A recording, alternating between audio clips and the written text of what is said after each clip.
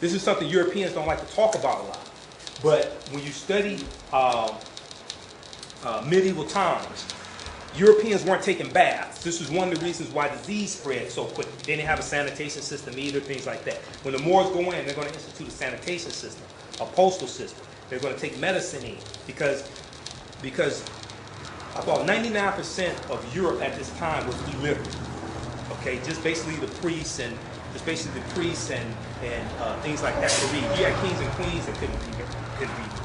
Okay, so they were dealing with squalor. They were dealing with filth. You have later on you have Queen Elizabeth, okay, also known as the Virgin Queen. Queen Elizabeth was said to be one of the cleanest people in the country. She took a bath like twice a year.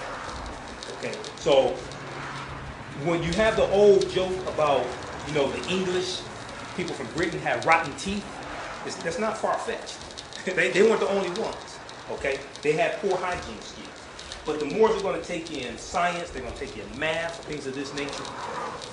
And as you go along throughout history, you're going to see that them teaching Europeans is also going to be their downfall.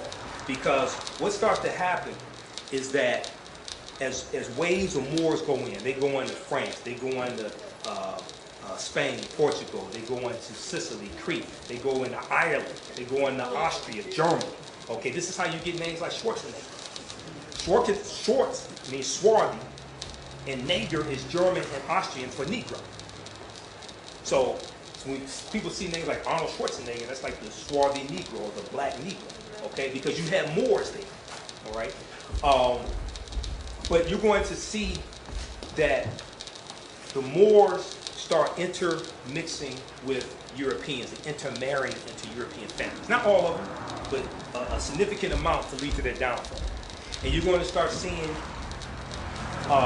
Moors, because they are so into the culture there, you're going to start seeing them exchanging Moorish virtues for Spanish vices. You're going to see some of them starting to become more materialistic. You're going to start seeing some of them becoming more color conscious. Okay? And it's going to start leading to fragments between Moors. You're going to have Moors starting to side with their European kin in disputes with Moors against other Moors. Okay? At the same time, because the way Europeans operate, since they came in, Europeans have been trying to expel the Moors out.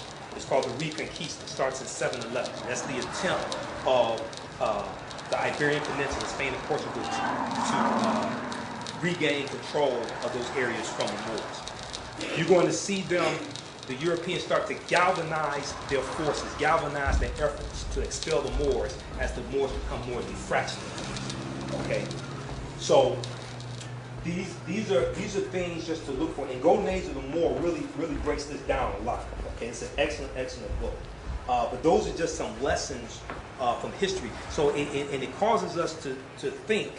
Well, these Africans went in having knowledge of African history, African culture, African ways of life, African cosmology. Even though many of the Moors were Muslim, all Moors were not Muslim. You had some Moors who were Christian, some Moors who practiced traditional African spiritual systems, some Moors who were Hebrews. Moor does not denote a particular religion, but majority of them were Muslim.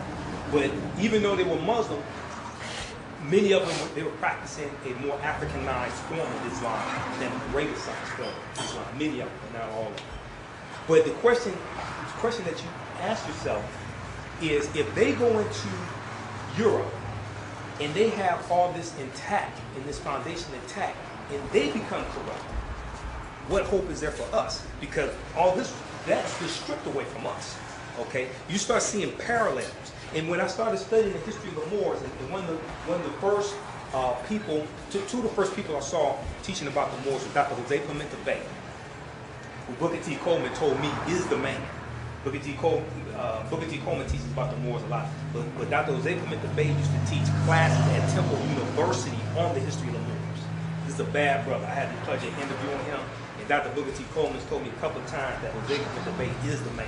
So if he said that, he definitely is. But one of the things I learned is that the missing link to really understanding how we got into the predicament that we're in now has to do with the Moors' occupation in Europe and them losing control of Grenada January 2nd, 1492, which is the last stronghold. Okay, they had controls of various portions, but January 2nd, 1492, they lose control. August 2nd, 1492, in the Iberian Peninsula, they expelled the rest of the Sephardic Jews. August 3rd, 1492, Columbus set sail for the New World. Oh, okay. Golden Age of the Moor is edited by Dr. Ivan Van Sertima, V-A-N-S-E-R-T-I-M-A. And I have some DVDs on the Moors also, on the history of the Moors as well.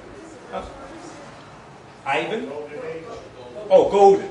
G-O-L-D-E-N. Golden Age of the Moor.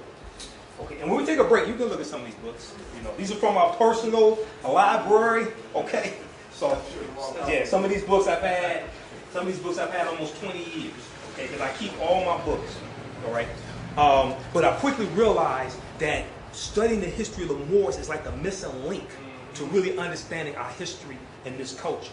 And what's happened is you've had an obfuscation or a distortion of the legacy of the Moors, because what European society has done, and especially in Hollywood, they made the word Moor synonymous with Muslim, and they make the word Muslim synonymous with Arab. So when you hear Moor, a lot of times people who don't know, they think they're talking about Arabs. We're really talking about us. They don't know that. A lot of your first universities in Europe were started to study the Moor science texts. They were started to study the teachings that the Moors took into Europe. University of Naples, Toledo, Barcelona, University of Bologna, University, Cambridge University, Oxford University. These universities were started to study the Moor science texts, and many of their first instructors were Moors. They were Africans. Okay? And they would study the text, and they would translate this text into Latin and other languages. The priests would do the same thing. They would translate these texts into Latin, because these were basically most of your literate people. And sometimes they would put their name on these texts and manuscripts as the authors. Okay? Same thing Aristotle did when Alexander goes into Egypt in 332 BC, and since, according to the story, Aristotle was Alexander's tutor for 12 years. Alexander gives him free reign of the Library of Alexandria. Next thing you know, Aristotle is the author of about 1,000 different texts and books and things like that on all different subjects. So he translated, put his name on it. Okay, same thing that Elvis Presley did to Big Mama Thornton with Hound Dog. Big Mama Thornton recorded Hound Dog first, but Elvis Presley is known as the author, as a singer. He made it popular. Okay. So it's very important to study the history of the Moors all throughout where they go. They go into Ireland, things like that, all throughout Europe. And a lot of Europeans don't want to talk about it, because when they actually start studying their family tree, they see that they have Africans in their family tree. Okay? And one of the things that Dr. Jose Clemente Bay talks about in one of his lectures, he said that he would talk to African American students at Temple to try to get them to take his class, and they didn't see any value in taking it. And then about halfway through the semester, they start talking to some of their European friends who are taking the class, and then they want to come to him and say, well, is this true that Moore did this and Moore did that and blah, blah, blah. He said, well, yeah, that's what I was trying to explain to you. You know, he said sometimes he said he's amazed how they hear it from a European and they believe it. Yeah. Okay, but when he tried to tell it to them, they didn't want to believe it. Okay, so very interesting. He's an expert on it. They hear from somebody who's just learning about it, and they believe it. So, see, this is what I'm doing, is I'm setting the foundation so we really understand the Willie Lynch speech. Okay, so they lose control January 2nd, 1492. Another thing that happens is around the 13th century, the way that Moors are described in everyday conversation, in documents, in public edicts, things like that, starts to change. They start to refer to them in pejorative, negative terms. They start to refer to them as Moristos, which means little more. It's like calling them a boy.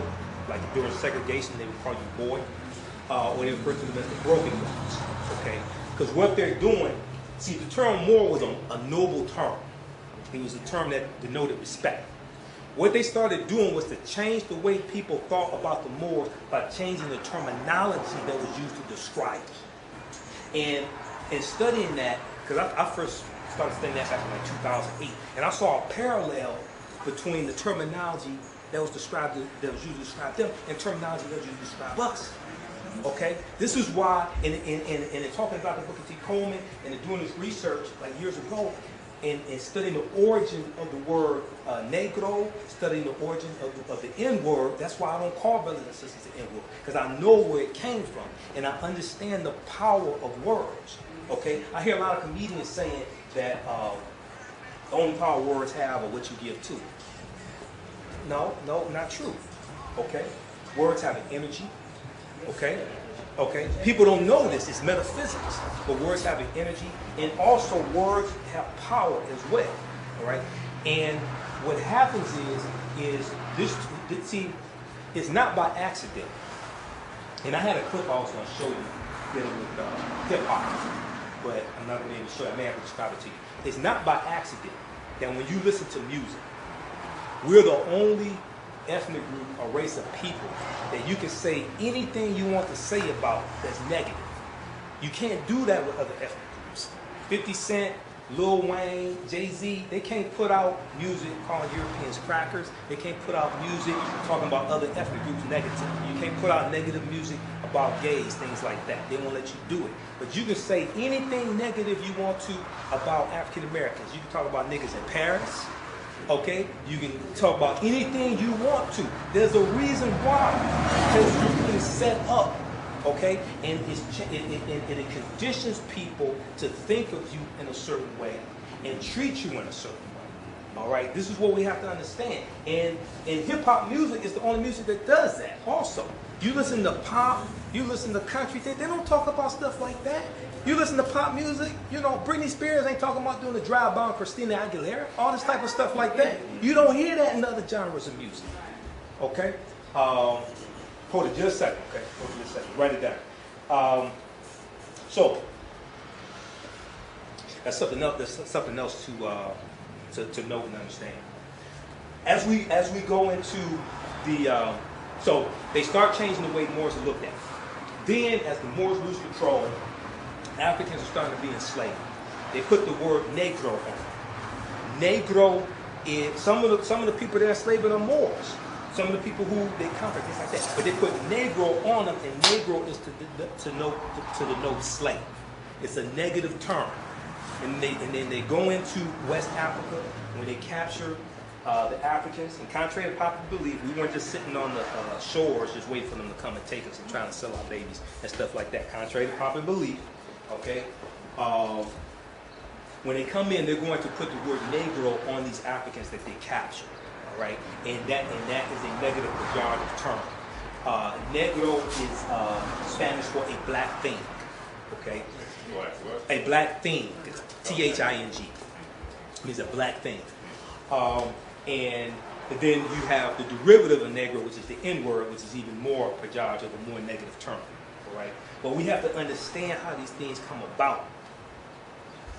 So you have the transatlantic slave trade, which starts to escalate in the 1500s. Now, when we look at Columbus, and Columbus set sail August 3rd, 1492, as early as 1482, he's sailing up and down the west coast of Africa, okay, picking up slaves also. The Portuguese are the first ones involved in the slave trade. That goes back to 1442. With the Portuguese. But things start to escalate in the 1500s, and you're going to have Europe is coming out of the Dark Ages. You're going to have them trying to rebuild Europe, because we talked about how they're coming out of the land poor, people poor, and resource poor. Portugal was the first one involved in the slave trade. Spain comes next. You're going to have the Dutch who come in. You're going to have England who comes in and takes over everything. And these are some of the things leading up to 1492.